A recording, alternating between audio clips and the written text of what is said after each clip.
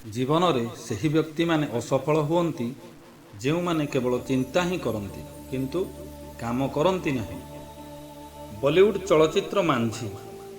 ଏହି ଚଳଚ୍ଚିତ୍ରରେ ଗୋଟିଏ ସୁନ୍ଦର ଡାଇଲଗ୍ ଥିଲା ଯେ ଭଗବାନଙ୍କ ଭରସାରେ ବସ ନାହିଁ, କିଏ ଜାଣେ ଭଗବାନ ତୁମ ଭରସାରେ ବସିଥିବେ। ସଫଳତାର ଆଧାର ହେଉଛି ସକାରାତ୍ମକ ଚିନ୍ତାଧାରା ଓ ନିରନ୍ତର ପ୍ରଚେଷ୍ଟା। ପରିଶ୍ରମ ଏତେ ନିରବତାର ସହ କର ଯେ ତୁମ ସଫଳତା କୋଳାହଳ ସୃଷ୍ଟି କରିବ। ସଫଳ ହେବାକୁ ହେଲେ ଏକା ଏକା ଆଗେଇବାକୁ ହୁଏ। ଯେତେବେଳେ ଆମେ ସଫଳ ହେଉ ସେତେବେଳେ ଲୋକେ ଆମେ ଆପେ ଆପେ ପଛରେ ଆସନ୍ତି। ଭାଗ୍ୟରେଖା ଉପରେ ବିଶ୍ୱାସ କରିବା ଛାଡ଼ିଦିଅ।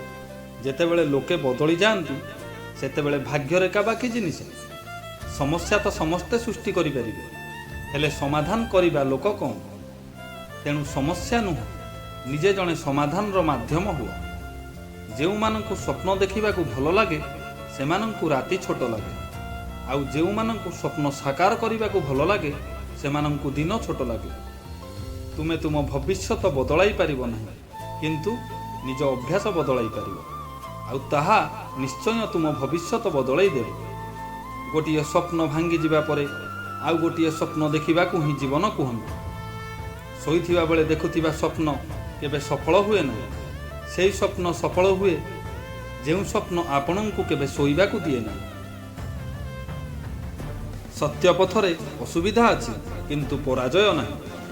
ମିଥ୍ୟା ପଥରେ ସବୁ ସୁବିଧା, ହେଲେ ବିଜୟର ଆତ୍ମତୃପ୍ତି ନାହିଁ। ଯେଉଁଠି ଆତ୍ମତୃପ୍ତି ନାହିଁ ସେଠି ବିଜୟ ବା କାହିଁ? ଦୁନିଆର ସବୁଠୁ ବଡ଼ ରୋଗ କ'ଣ ଜାଣନ୍ତି? ଯେ ଲୋକେ କ'ଣ କହିବେ।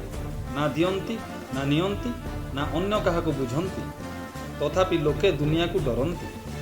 ତୁମେ ଯଦି ଆରମ୍ଭ କରିବା ପାଇଁ ସାହସ ରଖ ତେବେ ତୁମେ ହିଁ ସଫଳ ହେବା ପାଇଁ ହକଦାର। ସଂଘର୍ଷ ବେଳେ ବ୍ୟକ୍ତି ଏକା ଥାଏ, କିନ୍ତୁ ସଫଳ ହେବା ପରେ ଦୁନିଆ ତା ସହିତ ଥାଏ। ଯେଉଁମାନଙ୍କୁ ନ ବୁଝିପାରି ଦୁନିଆ ହସେ ସେଇମାନେ ହିଁ ଇତିହାସ ରଚନା କରନ୍ତି। ଜଣେ ସଫଳ ବ୍ୟକ୍ତି ନିଜ ନିଷ୍ପତ୍ତି ଦ୍ୱାରା ଦୁନିଆ ବଦଳାଇ ପାରେ, କିନ୍ତୁ ଅସଫଳ ବ୍ୟକ୍ତି ଦୁନିଆ ଭୟରେ ନିଜ ନିଷ୍ପତ୍ତି ବଦଳାଇ ଦେଇଥାଏ। ଯଦି ମଣିଷ ନିଜର ଭୁଲରୁ ଶିଖିବାକୁ ଚାହିଁବ ତେବେ 100 ଜନ୍ମ ତାକୁ କମ୍ ପଡ଼ିଯିବ। ଏଣୁ ଅନ୍ୟର ଭୁଲରୁ ଆମ ଜୀବନକୁ ସୁଧାରିବାକୁ ବୁଦ୍ଧିମାନ ବ୍ୟକ୍ତିର ଲକ୍ଷଣ। ମିଥ୍ୟା ପ୍ରତିଷ୍ଠାର ପକ୍ଷୀ ବେଶୀ ଫଡ଼ଫଡ଼ ହୁଏ। ସଫଳତାର ଦିଗନ୍ତ ଉଡ଼ିବା ବେଳେ ବି ବେଶ ବେଦ। କଳ୍ପନା କରିବା ପରେ ତା ଉପରେ କାମ କରିବା ଜରୁରୀ। ସିଡ଼ିକୁ ଚାହିଁ ରହିଲେ କିଛି ହେବନି, ଚଢ଼ିଲେ ହିଁ ଉପରେ ପହଞ୍ଚି ପାରିବେ। ସମସ୍ୟାର ସାମ୍ନା କର, କେବେ ବି ଡରନି, ତେବେ ଯାଇ ସମାଧାନ କରିପାରିବ। ନଚେତ୍ ଜୀବନ ସାରା ସମସ୍ୟାକୁ ଡରି ଲୁଚିଥିବ ସିନା, ହେଲେ ସମସ୍ୟା ତୁମ ପିଛା ଛାଡ଼ିବ ନାହିଁ। ସୌନ୍ଦର୍ଯ୍ୟ ଓ ଭଲପଣ ଆମେ ଦୁନିଆରେ ଯେତେ ଖୋଜିଲେ କ'ଣ ହେବ? ଯେତେବେଳେ ଯାଏ ତାହା ଆମ ଭିତରେ ନାହିଁ ତାହା ଆମେ କେଉଁଠି ବି ପାଇବା ନାହିଁ। ଆମେ ମଣିଷମାନେ ହିଁ ବିଶ୍ୱାସ ରଖୁ ଯେ ଜଣେ ବା କ'ଣ କରିପାରିବ, କିନ୍ତୁ ଦେଖ ସୂର୍ଯ୍ୟଙ୍କୁ, ସେ ତ ପୁଣି ଏକା ଏକା ଚମକୁଛି। ବାର ବାର ଅସଫଳ ଯୋଗୁଁ ଭାଙ୍ଗି ପଡ଼ିବା ଉଚିତ ନୁହେଁ, କାରଣ ବେଳେବେଳେ ଚାବି ପେନ୍ଥାର ଶେଷ ଚାବିରେ ହିଁ ତାଲା ଖୋଲିଥାଏ।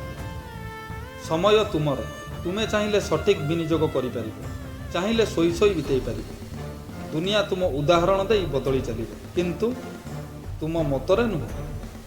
ଯେତେବେଳେ ତୁମେ ଅଧିକା ଦୁର୍ବଳ ହେଉଥିବା ଅବସ୍ଥାରେ ମଧ୍ୟ ହସିପାରିବ, ମନେ ରଖ ସେତେବେଳେ ତୁମକୁ କେହି କେବେ ଭାଙ୍ଗି ପାରିବ ନାହିଁ। Thanks lot. ଜୟ ହିନ୍ଦ, ଜୟ ଭାରତ।